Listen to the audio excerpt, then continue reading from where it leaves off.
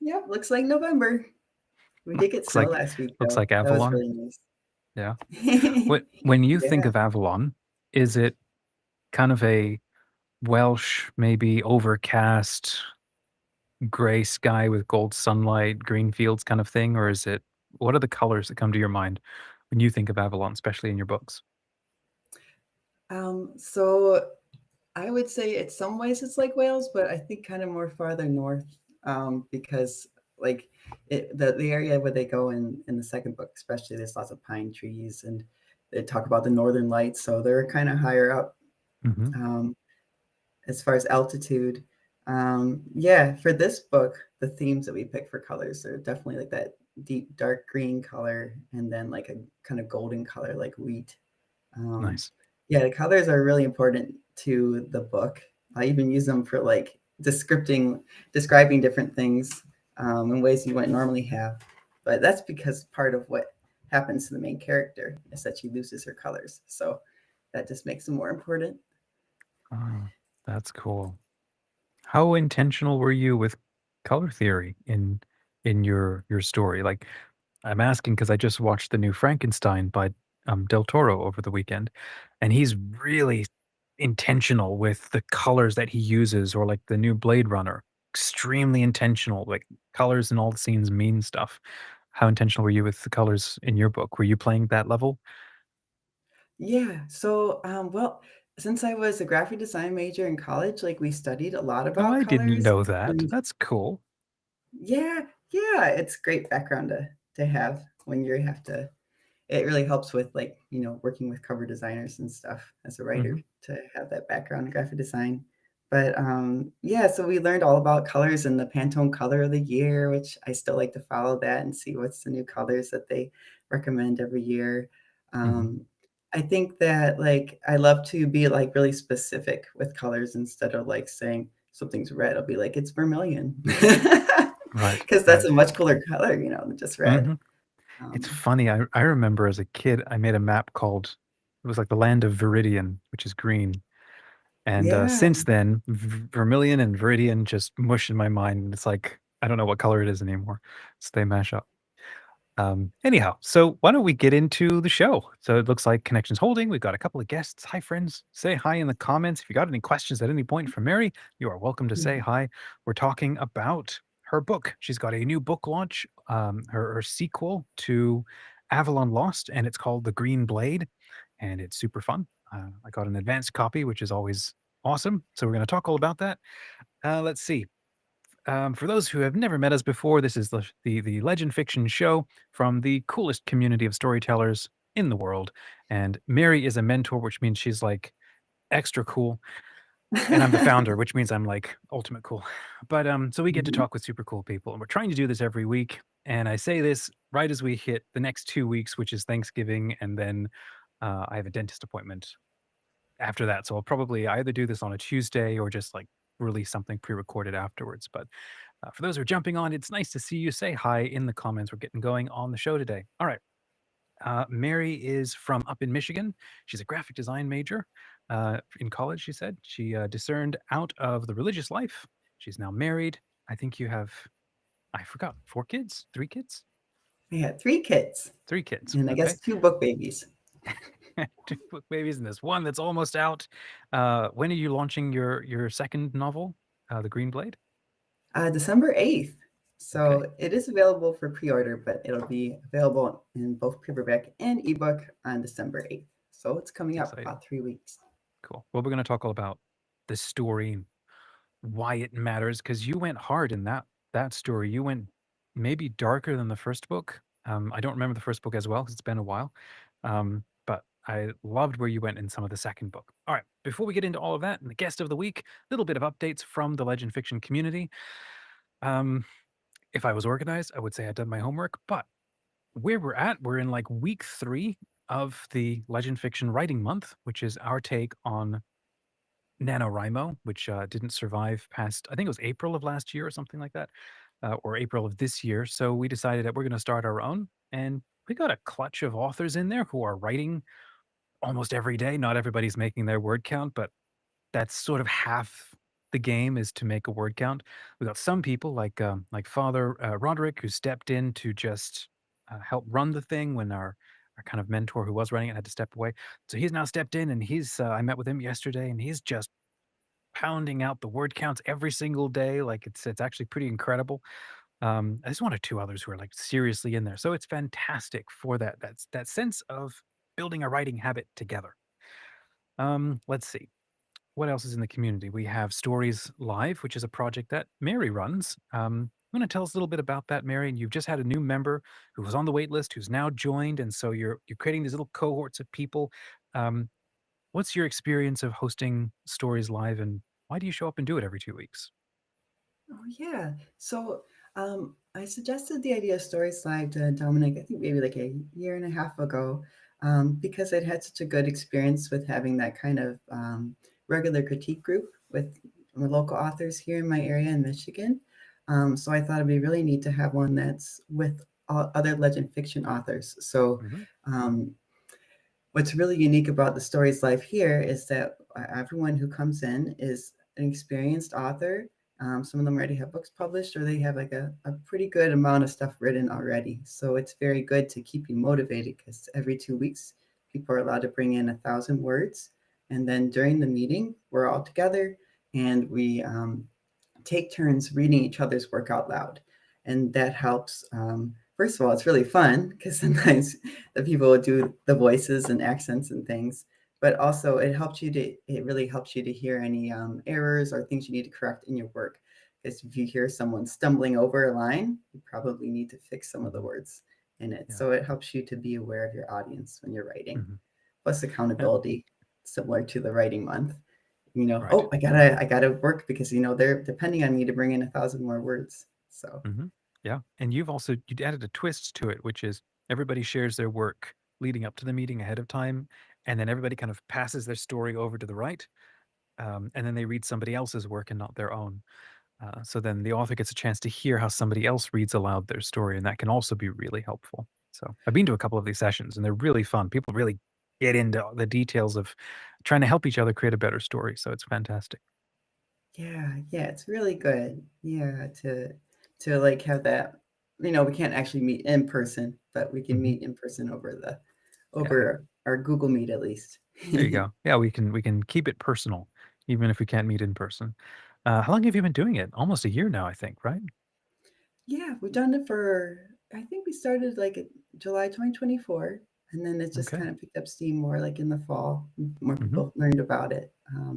Yeah, and because we've been doing it for a while, it's really good for like a longer, like if you can use it for short stories, but if you have a longer piece, a novel, and you can't find someone to like consistently like read the whole thing for you, when you have a format Hmm. like this and it's consistent of people coming to the group, they Hmm. understand your story better and they can give you better feedback. Yeah, So that's yeah. another really big How do advantage for them. people how do people join? Can anybody get into this group? I think you need to be part of Legend Fiction. And Hmm. then what else do you need to do, Dominic? So you have to get on a wait list. You can't just get in there because Mary has limited time, and the group has to be can't be too big. It's a very intentional little group that meets every 2 weeks. And so if you want to get access to Stories Live with Mary, you have to join a wait list, and then it's first come, first served, to then get access when either somebody drops out or when there's a new opening, or if enough people get on the wait list, you can then um, Mary can consider starting a new cohort to handle more people. Yes, So I would really like to do that. Yeah, have another group, because after about 6 people, it's probably too much for the time we have. yeah, yeah, and the way it's set up is that it's once you set up your like subscriptions and stuff in Legend Fiction, it's really easy to then get access to it, and then we send most of the income that somebody pays goes straight to supporting Mary so that she can keep showing up and helping you all with your writing. So, okay, so those are two things that we covered, which is the Legend Fiction Writing Month, which is we're in week 3-ish of that, and then there's Stories Live, which just joined a new member. We also have, and I haven't really published this on the blog yet, so I need to do that, but we have two new open calls for short story anthologies. One of them is, well, both of them are from our community. So there's two in there. You know what? Three of them are from the community. One's from me. So one, we have Grim Winter, which is still ongoing with Thomas Salerno. He imagined this idea of like a difficult, challenging series of um, short stories set in winter. So Grim Winter. and then like a dark fiction kind of thing. Got a bunch of stories being submitted to that one. So I'd like to see if we can do sequels of that anthology because that'd be pretty fun. So that's one open call. Then we have another open call for short stories, which is Arclight Hollows. We're going back to the series of stories crafted for the last Legend Haven, and we're inviting a couple more stories to fill out that story anthology. So that's two. And then Gabby came up with a really cool idea. And if you don't know Gabby, she runs the Legend Fiction Writing School, which will be kicking off either next month or first of the year. And so she came up with this really cool idea because Harry Potter is being rebooted right now.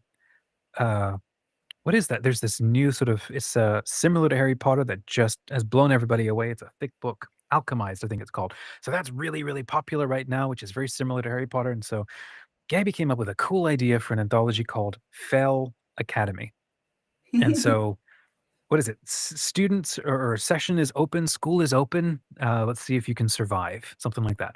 So what we're really looking forward to is lots of epic, interesting stories of students going to school and then trying to see if they can survive and master how to, do magic and whatever. And then what we're looking for is which is the coolest idea. And then we're going to take that really cool idea if we find one and go, okay, everybody, this is the one. We want everybody to write stories set in this universe and keep expanding on that. So we're looking for those kinds of ideas. So that's Fell Academy. And then the other one is from one of our members named Emma. And she came up with an idea. What if there was an emporium at the edge of the universe? And it's a bit of a sci-fi kind of series, and it's all about people going on adventures to find weird, unusual things with weird, unusual stories, and they're bringing them all back to this emporium to try to sell them. And the walls of this place are filled with incredible things that have incredible stories. It's a bit like the Collector from Marvel, who has everything just like everywhere. So we have to see what kind of cool stories people come up with for that one. So those are four that are opened, and I haven't announced them. So this is the first place anybody else outside the community is hearing those. I think that's yeah, so those are the updates from our community. Any thoughts or questions that you might have, Mary, about that? And friends, looks like you're just joining. Say hi in the comments if you got any questions for Mary or myself about writing, frankly, anything, kind of coffee we drink, what breed of dog should rule the world, I guess. You're welcome to ask that too. What do you think? What breed of dog should rule the world, Mary? That's totally Yeah, dumb, I guess. huskies, Husky? wolves. Yeah, yeah. I don't think you want Chihuahuas ruling the world. Um, so yeah, any questions about any of those open calls or anything that come to your mind? I just really like those the new ideas that I hadn't heard about. Though I mean, I also like the Grim Winter one, but I already knew about that one. The Fell Academy sounds like a lot of fun, and the Emporium, what a cool idea! I think that could be really creative too. We have so many creative people in Legend Fiction, so I'm sure Hmm. they'll come up with lots of great ideas. Well, we're looking for them. What we want to have, and we're slowly doing this, is we're building up batches of open calls for short stories, so that as soon as somebody joins, they go, okay, I can get to work immediately. Look at all of these stories that I can join, and then I can start writing for. So we used to do one every 3 months and sort of do it as a contest. Now we're like, why don't we just have 8 all at once? And then as soon as somebody's done with one, they can go submit to the other, and they can submit to 5 if they want, and they'll always keep writing. And then new authors or new community members can go, hey, I got a cool idea for an anthology. Let me submit this one. And then, if we get enough people who bite and participate, then we publish that. So I'm looking forward to that. I think it'll be a really cool new year with all of this going on. Yes, and I like that you extended how long the stories can be too. I think that'll make it a little bit easier for writers. So Hmm. before they were more like about 3,000. I think now you said about 6,000.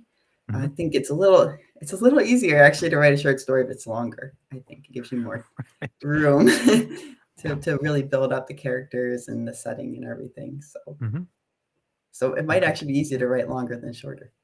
Well, people, especially if you're doing something like epic fantasy, it just needs a bit more room for the world building of it all. But you can still, I mean, you can still do it, and it is harder to do. So, yeah. Anyhow, so we're doing 6,000 words.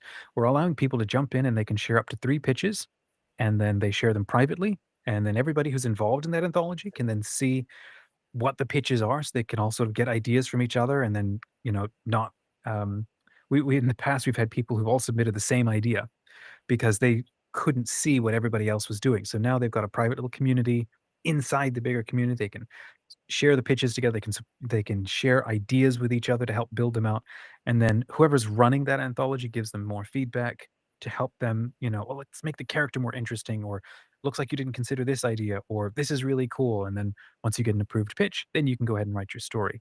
I think that's a lot easier for authors too, because otherwise they end up going through all the work of writing a 6,000 word story and sending it in, and then finding out there's massive developmental issues with it. Character doesn't make sense and things don't connect, and or they get through the whole thing and the character's boring. And that's really hard to hear. So front loading the effort, like craft a great couple of pitches, pick the one that you like best, or write all three if you an overachiever and a hero. And then send it in. We can all read it and enjoy it. So all right. So let's talk about somebody else who's an epic overachiever, and let's talk about Mary. You crafted a whole new book this past year amid everything that life is throwing at you. You ended up crafting a new book called The Green Blade. Let's talk about that. Uh, what's your working blurb for The Green Blade? Do you have like a print off of the cover anywhere? You can Oh hold that yeah, up. I just got the proof. So Oh, cool. it still has the well, I'll show you. See, it's got the Oh, look Amazon at ribbon that. on it. But this Nice. is what it's going to look like. So yeah, I did get it, and it's exciting to see it. And it's got That the looks back cover. beautiful.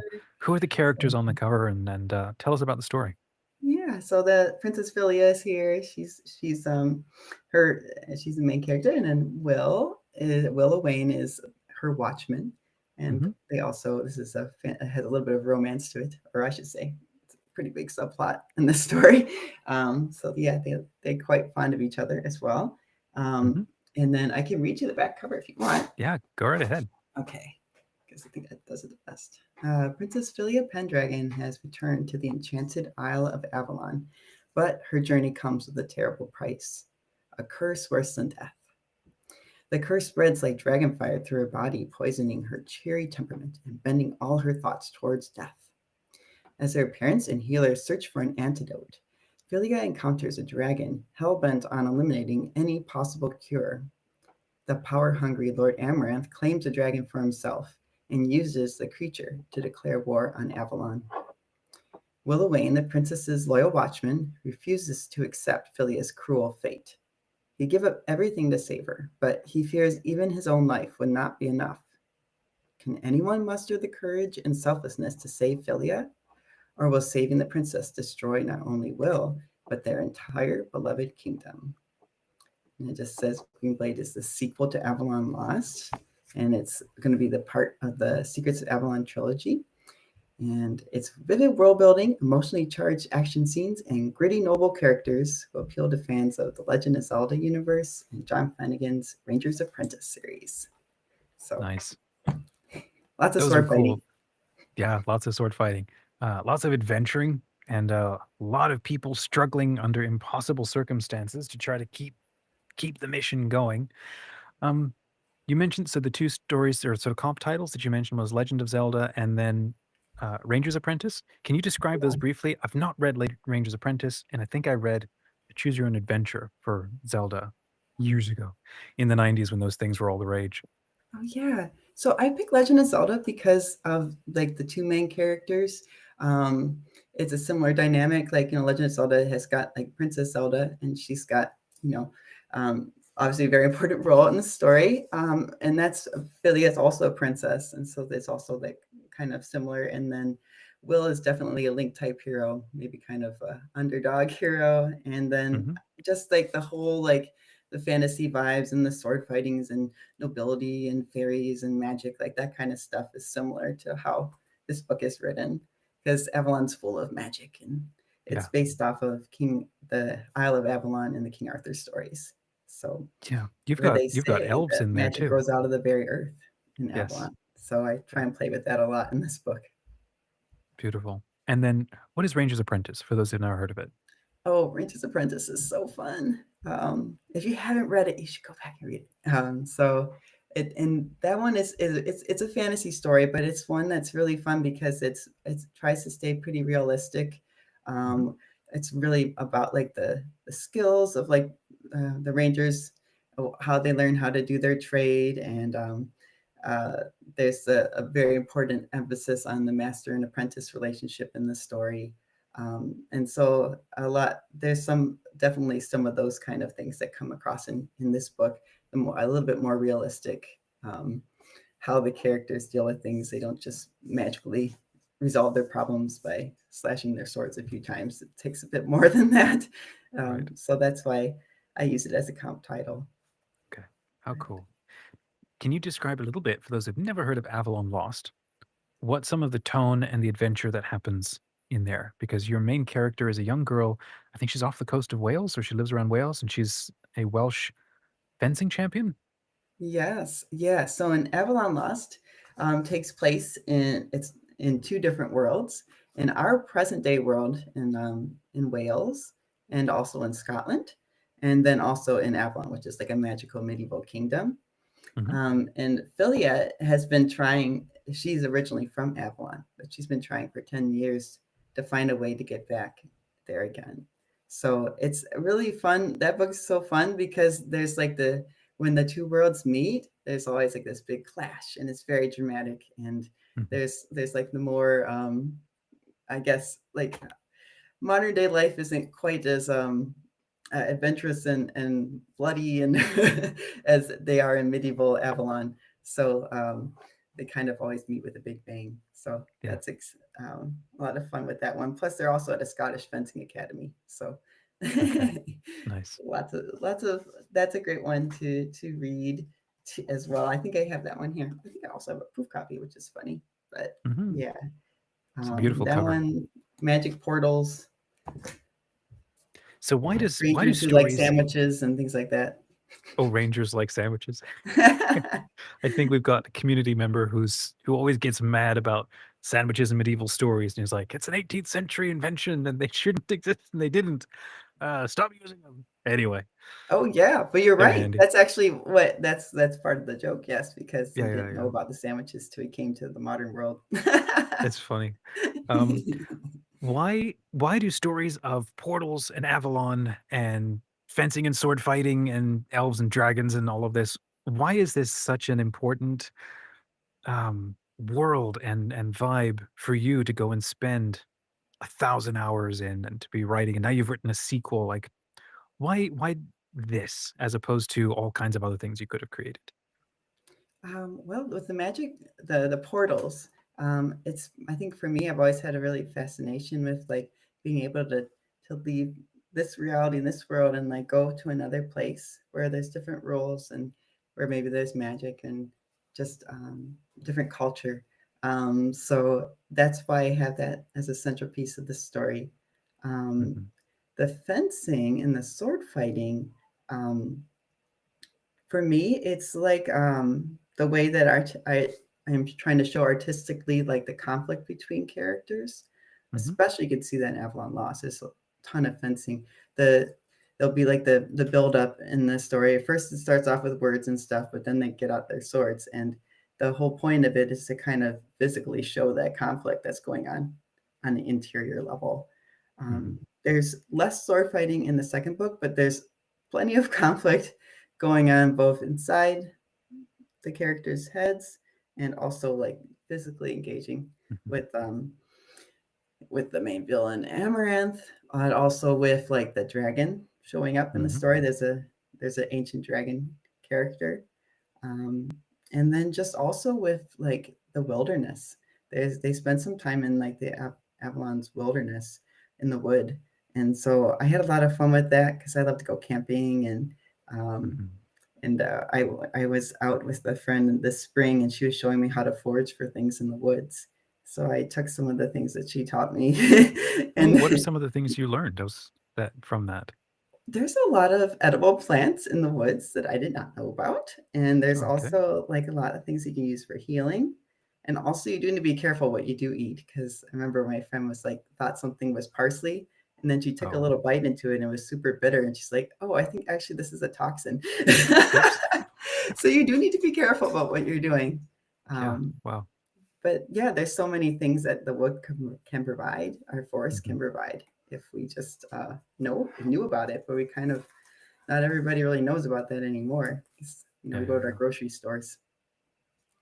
Yeah, you lose that. It's fun to explore it. Darn, I had a question I wanted to ask you about um, traveling to worlds and stuff, and I've forgotten it.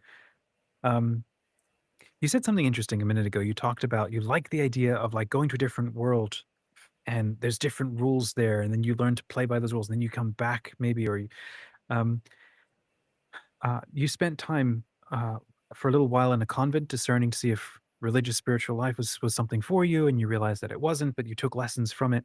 That would seem to be a similar situation where you went into a different world and you learned those rules, and then maybe forged some of those rules and habits of life and brought them back into your other life. And what was that like for you? Or maybe what changed you?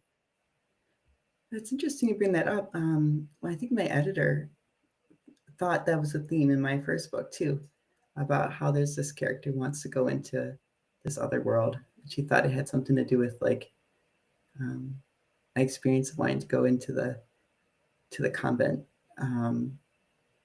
In the it's different. Yeah, it's interesting. I don't know how to. Could you ask the question again? I got to think Yeah, about yeah. this a bit more. So I'm hearing a similarity between your own lived experience of you could say being in the world and then testing out entering into religious life for a period, discerning out of that and then returning back. It's a bit like going to an Narnia because there's different rules there. There's a different way to engage with reality, a different way that you structure your days and your attention, and then you're in community with other people. And then you come back out in the real, not the real world. You come back out into the daily world, or the and rules are different, and it's back to fighting for number one, and there's no community in the same way, and family is structured differently, and so on. And so when in your story you have a character who then goes to Avalon and then either comes back or doesn't, there seem to be similarities between those experiences. And I'm just curious Mhm. how or if those affected your story or inspired it. Yeah. So when yes, being in the convent, I think the Narnia one is a good example.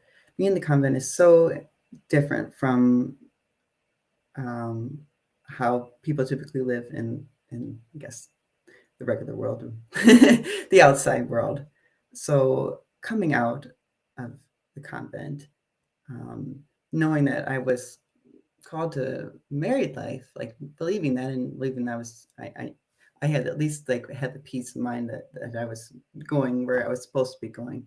But I felt like I was still a sister, and I felt like I was still kind of in the convent. And I think I actually that's a feeling that has persisted. And I do feel like part of me is still in a convent or a cloister of some type, and that God didn't Mhm. take that away. And He doesn't even, I don't think He wants me to take that away. I think Mhm. He wants me to keep that with me.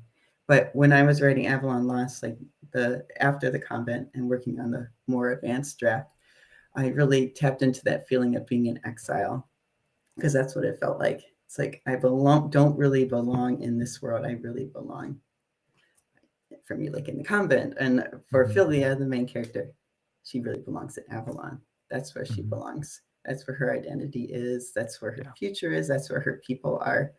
Um, and so, yeah, that's interesting. You pointed that out because I think that's true. I think that there are experiences and places where you go in life that permanently change you, Mhm. and it can be hard going back into your other world. Like I think it's hard, like in the Narnia books, I think they talk about how they when they do come back, it's kind of like a letdown for them a bit, Yeah. but that's where they're supposed to be, Mhm. at least for at that time. Um, but then the good thing is you can bring back those riches that you had and share it with other people who never have that experience. Right. So Right. that's probably the reason behind it, I think. I think so too. In the book, Philia is pretty much bedbound through most of the story. As you're approaching her character and she's struggling with the curse and the sickness that she's under gets worse and worse with every chapter that grows, and Will is more and more desperately trying to save her and figure out what to do to rescue her. How did you go about finding ways or keeping Philia as an interesting character when she's constantly declining and losing agency, losing her ability to do anything, and in more and more pain? What were some things that you did to keep her as an interesting character and not just be she's in pain all the time, doesn't get up to anything? but you actually kept her really interesting throughout. What were some of the challenges that you felt like you had to overcome to make her an interesting person? Well, first of all, like, I think like it was a lot of planning of like trying to think where is Philia right now in her journey, because the curse is kind of like a slow acting magical death sentence. So at first, she still has a lot of capabilities and she's able to do some things, even though the curse is definitely bothering her. But then, like you said, like she keeps on getting worse and worse. But I think what makes it interesting is like with each new phase, she has to learn to accept it. And she's always trying to find ways to fight back, to just keep going a little bit farther. Um, she's very determined to like she's come back to Avalon because she wants to, you know, inherit her father's kingdom. That's why Mhm. she's here. She's there. It says like on the first page of Avalon Lost that she wants to go back to protect her people and to be there for her people.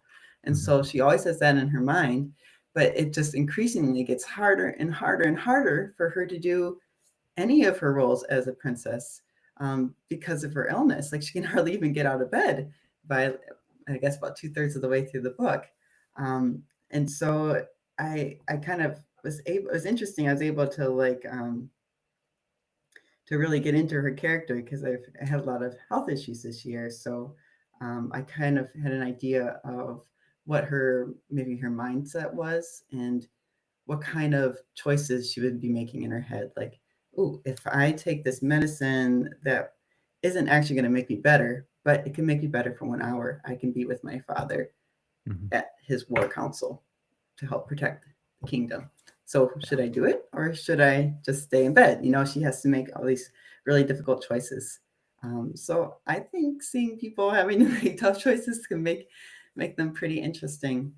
Um, and yeah, it's just she's a very sweet character, and she starts off very innocent, like a very innocent character, but Mhm. it's really neat to see her journey and how she's developing and growing in virtue through the story. So I think Yeah. I really am grown to like and appreciate Philly a lot more after writing this book. Yeah. Well, I'd like to hear a little bit more about you and your writing process. So, you just mentioned that you've had some health difficulties this past year and you've got 3 kids. So, you're a mom and there's everything that goes in with that. And you wrote a novel this whole year. Yeah, I don't know how I did that. No, I do. So there you go. How did you do that? How did you find the time? And then this past month, you've gone absolutely nuts, rewriting final chapters and getting through thousands of edits from your feedback, uh, Yeah. readers, and so on. How did you make it all work for you this past year? Yeah, so I think it's like kind of a little bit like Philia in that like they're like 1,000 times. This book is made up of 1,000 times having the choice to either say yes to working on that book or no, and just to like lie in bed a little bit longer, or I don't know, clean the floor or something. That's not really helping anyone too much. That would be more relaxing. And it's just like continuously choosing to keep doing what I really felt was what I was supposed to be doing right now. Um, but it's even more than that. I was, yeah, I was really struggling with a lot of physical and mental health issues early this year. But when I would make the choice to just sit down and write when I first woke up in the morning, and then I remember for a while I was sending you like my word count each day. It would help me so much the rest of the day. Like I was a better wife and mother. I was able to do the other things better because I felt like there was one part of me that that was like my like an essential identity that I had long before I ever became a mother Hmm. or a wife or the other things that I'm doing right now. And that's being a writer and being a storyteller. And so that gives me energy and it gave me hope to keep going even when I wasn't feeling well. So sometimes I couldn't like I was not able to like even like I was too sick to like make dinner for my family. It was just like too overwhelming. But I Hmm. still wrote something that day. you Yeah. know. So but yeah, so I guess I think of this book as kind of like I think I wrote like it's like a cry in the darkness or just like it's like finding hope and like my ways of keep going and to keep saying, you know, like it's worth it to keep moving forward, even though I'm facing a lot of challenges in my own life. And I hope that maybe that will help other people who might be going through similar struggles. Like one of my beta readers was saying how they were really struggling with depression this year, and how this book, kind of helped her to look at things in a new perspective. Um, and that was really good for me to hear that, because that's what I'm hoping, that maybe this story can help people like that, who are trying to find ways to like keep going when they're dealing with illness, like Philia is, or Will. He's dealing constantly with these different injuries throughout the story. But it doesn't mean you can't be heroic. It doesn't mean you can't do great things, even if you like can't get out of bed. You can still do great things. Still find the one thing, the one good thing, or the next right thing. I love that quote from, what is it, Frozen 2? Just do the next right thing, one foot in front of the other. Sometimes that's That's all you very got. good. You said part of your identity is definitely being an author, and long before you ever did anything else, you were an author. How long have you been storytelling? Do you remember the first story you ever wrote? Oh, well, I think it was about the magical genie in the forest. Oh, okay. And I was a perfectionist back then too, because I remember the first one I wrote, and I think it's in my keepsakes. I was like in second or third grade, maybe. And then the next one, the sequel, like Genie in the Forest 2, I was very upset with the quality of the writing or something. So I like crumpled it up and threw it in my little trash can. But my parents took it out and said, Mary, don't throw it away. So hopefully that one was saved too. I don't know for sure. I'll have to ask my mom. That's But fun. yeah, I've always loved writing stories and telling stories. And my neighbor, we would like create, we called them TV shows, but we were just acting them outside in our heads and doing acting. So we were already trying out our hand in directing and storytelling back then. So this is just a natural culmination, I guess, or progression of what I've always been like. Yeah. So thank you for Is LegendFiction helping me able to do it with a little bit our more pleasure. Our pleasure. pizzazz. Was Avalon Lost your first novel? Because sometimes authors like write full on first drafts of things and they just don't publish them or share them. Or did you ever write anything else before Avalon Lost, or was that your first novel? I wrote other stories before, but I knew that this was going to be like the one, because I never got tired of it and I kept writing it. Mm-hmm. And the whole story that I have, Avalon Lost plus the Green Blade, the basic like character arc, and the climax at the end of the Green Blade, I've had all that in place since I was in college. So that's like like 17 years ago. Okay. So saying that though, the Green Blade is completely rewritten with my current writing ability, which is a lot better than it was when back at that time. But I just really want this part of the story to come out, because I really love the. I just think it's a really beautiful story. Even though as I was writing it, I feel like I've been a mess and my personal life is like pretty ugly. The book is not. The book is very beautiful, and Yeah. don't judge it by how I was when I was writing, Here, please. don't judge a book by its cover, not by its author. Yes. Are you looking at a third, like a sequel or something? I think Yeah. there's more to the story you want to tell, right? Yeah, so the third book is going to have to do more with the Avalon's neighboring country of Valeria and the interesting characters that live there, and how they are going to interact with our main characters. And there's going to be a return to some of the characters from Avalon Lost in that one too. So that one's really a lot of fun, court intrigue and playful banter and things like that. So that'll be, I Nice. think, a little bit more lighthearted book than the second one. And of course, Nice. you can get more into the concept of what it means to be a green blade, which is only just starting to be revealed in the second If book. I know anything about you and your writing style, it won't stay politics. It'll continue with a lot of adventure stuff as well. We have somebody who just joined us. Hi, Quantrumix. Nice to see you. Thanks for joining us. Mhm. If you have any questions for Mary or storytelling or writing, go ahead and chat. Put them in the chat at any point. Since this past year, you got it done, but it was tough. I'm curious if there's anything that, as you're now counting down towards your launch and you're looking at the fact that you got a copy sitting on your desk and you're now thinking towards the next book, is there anything that you plan on doing differently? as you consider writing or getting into the next book? Well, it would be, I wish like I have the book and it's going to be ready in time, but I don't have as much time for marketing beforehand, and I'll do it after. I know that's what I'll have to do. So it would have been good maybe to have had a longer period of time so I didn't feel so rushed at the end. Mhm. Um, that's what I would probably say for next time. But at the same time, I don't know. Like, I think the pressure of it is good too, because it did keep me motivated. Maybe if I had a longer deadline, I would just have taken a long time to write it. So that's one thing. And then other thing I would really like to do is be able to get more advanced readers.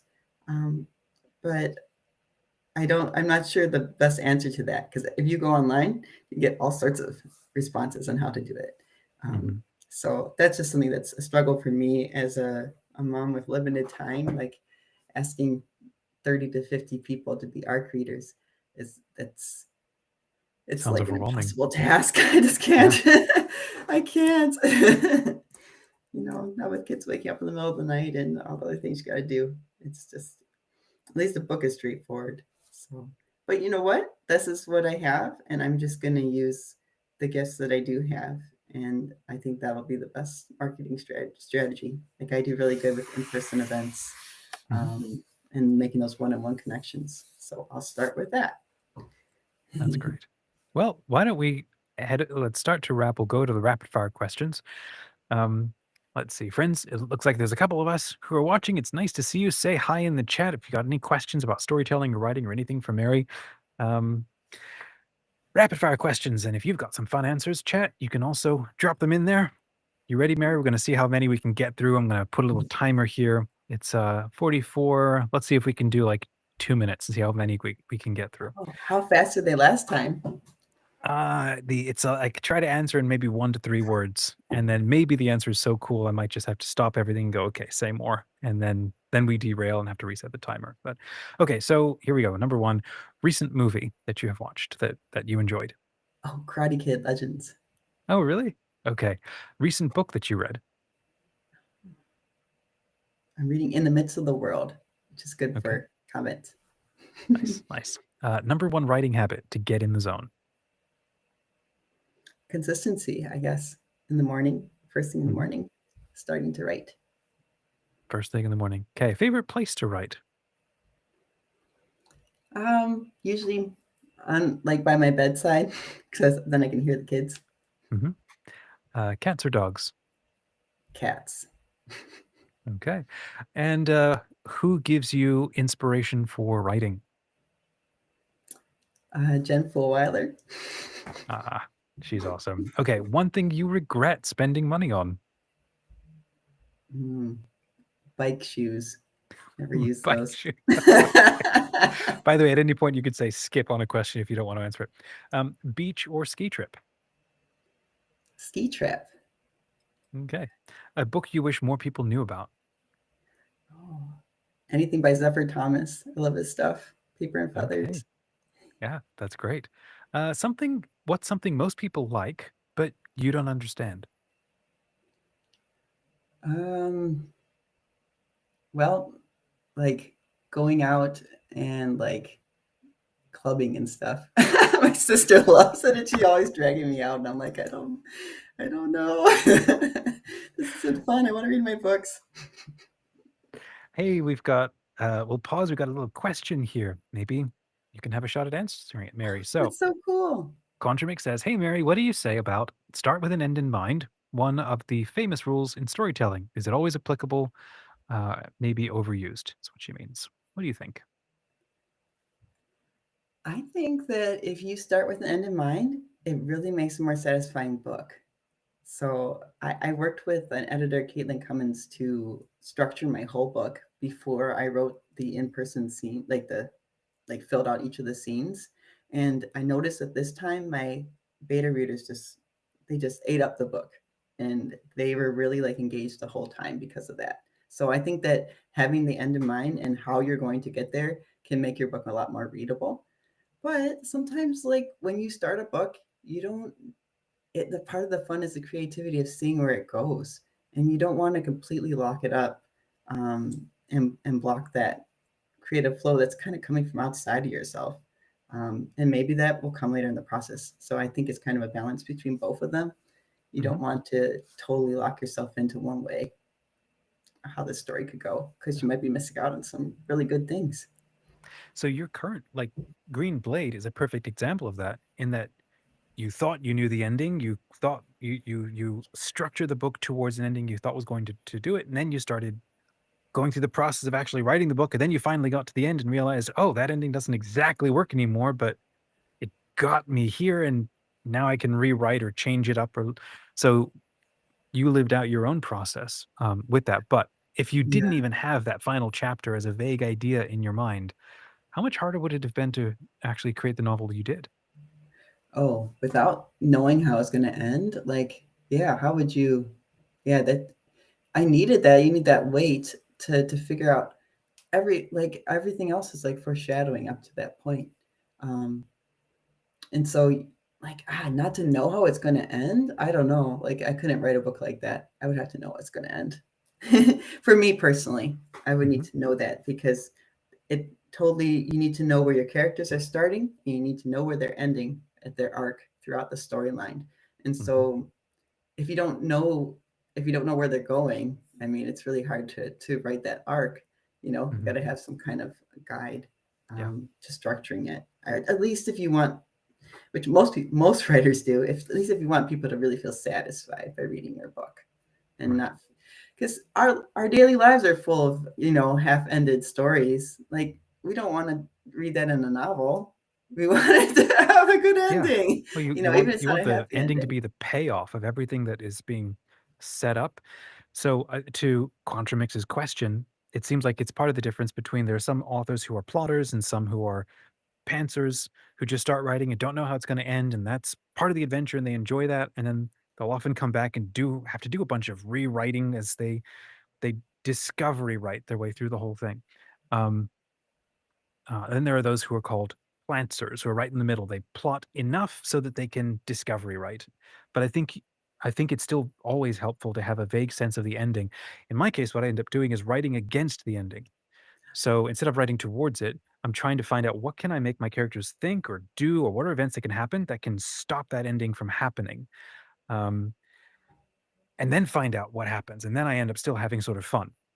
Because if the characters are just saying yes, yes, yes, yes, yes all the way to the end of the game, it's kind of a boring novel. But if you're actively through your characters trying to push against everything that needs to happen, then you actually get interesting tension and more questions. And um, so that's my trick. I like writing against, but I do think it's helpful. You have to have a vague sense of, are they all going to die? Are they all going to live? Is the subplot going to come out? Is the world going to collapse? Like you have to have something so that you can then set up promises, and then they can struggle with things, because that's the point of a story. Is um, Katie Campbell was awesome with this. She drummed it into me in my early conversations with her, and now I mostly forget it. Sort of all the time forget it. But she says a story is a character who wants something and overcomes problems to get that thing that they want, and that's a story. And if a character doesn't want anything, you don't really have a story. And if nothing happens to them, you don't really have a story. Um, just the mere fact of somebody wanting anything helps, but the mere fact that you want something, that's an end. That's a goal that you can write against. You can start like chapter 1, the character just wants a dang cup of coffee to get through something, and then the world blows up and now I got to go save the world. Or my pigeon dropped off the building and now I've got to go through this whole thing of the end goal of getting my pigeon back. But if you're just walking into, what is it, a player versus everybody server, and there's no rules and there's no goals, it's very hard not only to write that story, but also to expect a reader to come and join you. Um, and if you are in that situation, which is how most of us are in daily life, like you just said, Mary, most of us feel like life is a bunch of unfinished stories. Well, what do you do when there's no rules and nobody gives you a goal? You make up your goals and you make up your rules so that you can win at anything or something. You might decide, like you're in Minecraft. It's one of the reasons why I can't stand Minecraft, although it's really fun. I just have a hard time with it. My wife and daughter love it. Thousands and millions of people love it. But I get in there and I'm like, I don't know what to do. There's no game, there's no story, there's no goal. Yes, I know there's an Ender Dragon, but it's such a massive story to get there, and I have ADD and I don't have patience, whatever. But if you create a single little goal, which is like survive the night, survive a week, build a village, and I need and want these things, otherwise I die. Well, all of a sudden you've created mini stories that a character can win at and a reader can follow along with. Um, and it makes sense. It makes sense to them. They can understand why a character wants that. And then they want to see the payoff because that's the point of a story is like you want whatever you want, we're gonna throw problems at it to stop making it easy. Which is Right. exactly what you did with Green Blade. Before we go back to the rapid fire, any other thoughts you want to add to that? I think that was a really good point you said. You have to know what your characters want, and that has to be like the main conflict of the story is basically preventing them from getting what they want. um, and then sometimes, a lot of the times, I think with the characters, by the time you get at the end, maybe they get what they want, or what they want has changed. I think that can happen too. Um, but yeah, that's really good and basic. Like I remember that really helped me when I was working on perfecting or like rewriting Avalon Lost, like about 10 years ago. Is thinking, what do my main characters want? What's coming up against that? Like that's a really helpful. Like if you have like a really great, you got cool characters, you got cool settings, you got good ideas for scenes. Knowing what your characters want can help you point the story in the right direction and make it more into something even more concrete. Yep, yep. The more dramatic the story, the more badly they want the thing that they want, so that they um, protag are the protagonists. They drive the action because they make decisions that force the story to keep moving, and we can't look away because it's like a train wreck in slow motion, or it's like absolutely heroic or something awesome. Okay, what is an author that you wish more people knew about? Well, what was the question? Sorry. Yeah, what is an author you wish more people knew about? Well, I really, I heard about this from Gabby Patel, but I really like Corey Anderson's book, What Beauty There Is. But I Oh saw it yeah. only had like 200 reviews on Amazon. I was like, what? It's a great book. It's brutal and beautiful, and I really love it. Wow, I So, need to check that Corey out. Anderson. Corey Anderson? Okay. And then what's a book that you've read more than once? Well, see, I read Lord of the Rings 5 times and Chronicles of Narnia like 5 times. Seer the Sword, The Seer and the Sword, that's a book by Victoria Hanley. I love that one too. Nice. Oh, See that's great. fantasy. What is a quote that you love? Um, this is funny. It says beyond impressive. I just saw it looking up. It's a joke. One time my husband got a review from work and his boss called him beyond impressive. Nice. Nice. We have a follow-up question from Quantrumix. I'm just going to show it on screen here. How do I do this? Let's do this one. Okay, so she says, first, I want to know, how do you balance screenplay and story writing? Second, have you faced fogged up mind while you're writing your book? I'm an aspiring director and writer, and I face these problems. So as far as screenplay and story writing, I'm not sure that you do screenplays, do you, Mary? It's just No, I do novels. have an audiobook version, but it's still the novel. I would love to do Hmm. screenplay. That would be so fun. But for the fogged up brain, I would say that you just need to keep it's good to just keep a time and getting a word count in on those days. Sometimes the fog will kind of clear as you're writing. And if it doesn't, the chances are that if you keep on doing it every day, you're not always going to have a day where your brain's kind of foggy. And Hmm. you can take the stuff that you put in on one day and edit it the Hmm. next day. Yeah. Luckily, our brains are always changing. So that works in our favor when you're writing a book. Just, just keep at it. Don't stop. Hmm. That would be my Yeah. advice. Yeah.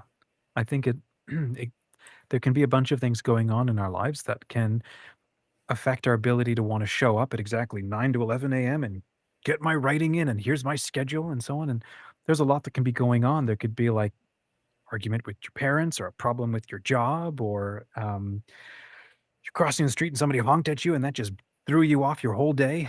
And all of that affects kind of your brain. There's, the food you're eating, you overate or you didn't eat enough. And so there's taking care of your body and good diet, good food, all of that optimizes your brain for, for being healthy and being able to show up and do what you would like it to do. But sometimes also, good sleep, no one else, you don't want to talk about that one.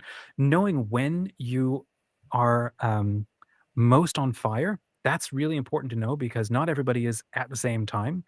There's people who have different energy spikes at different points of the day, and knowing when yours is based on when you sleep, that's also, I think, really important. Um, but also sometimes you're just like you don't feel safe enough to write. Like if everything's falling apart in your daily life or you're sick or there's ongoing problems, your brain is like half like gotta focus on all this, gotta focus on all this, and there's no juice for creativity. And so sometimes you have to give yourself a lot of grace and be patient.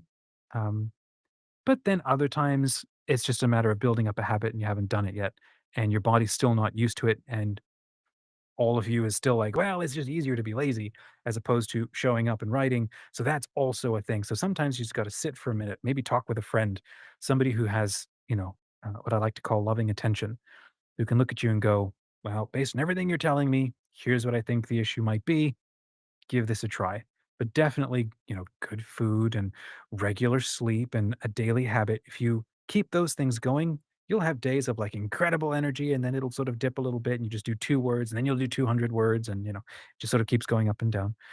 But brain fog is also a normal thing. Now, if you're talking about um, not just brain fog, as in, I don't know what to write because I'm not all there, but you're talking about like writer's block. That's a little bit of a different thing.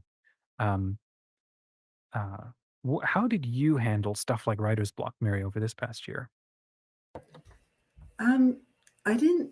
I would say that because of the way that my life is, sometimes that I don't always have to struggle with writer's block. Sorry, and I also thought about what you said about like, yeah, sometimes it isn't. I like to say that it's not always possible to write every day, especially if we're talking like if there's anyone out there who is like a mother with small children. Sometimes you can't. Your kids get sick, and you have to be with them during your writing time, and that's what you're supposed to be doing, and that's totally fine. And Mhm, you just when you do get a block of time, like on a Saturday, maybe your husband takes the kids out for a little bit, write then, and it's totally fine. You don't have to write a little bit mhm, every day.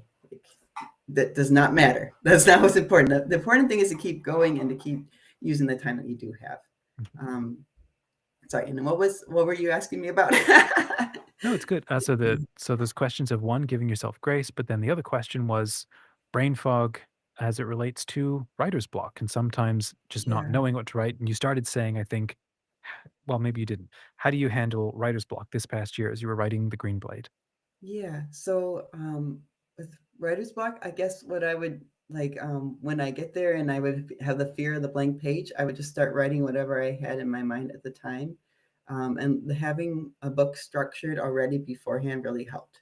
So I would write it and it might sound like really basic and not well written because maybe my brain wasn't really into it that day, but I would just keep writing. And eventually, if you do that for a while, you will find at least a few good sentences in there, Mhm, or at least get you an idea to how to make this scene work better. And then you just then you just got to keep on working at it until you get it the way that you want it.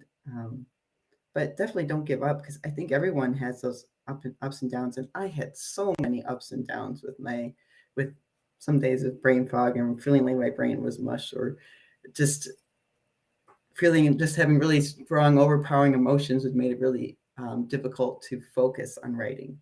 But you can still do it because that's not going to be every day. There's going to mhm. be some good days that you can use to make it all work. I really Yeah. believe that's true. Mhm. It Yeah, is. and just being able to have that accomplishment and doing what you set out to do is really wonderful. Nice. Well, I got one last question for you, and then we'll have to wrap for today. So, last rapid fire question. What do you like most about yourself? Me? Mhm. um, well, I like when I'm with the kids that I can not have like any concrete plan for what we're going to do, and I can just take them in the car and take them out for an adventure.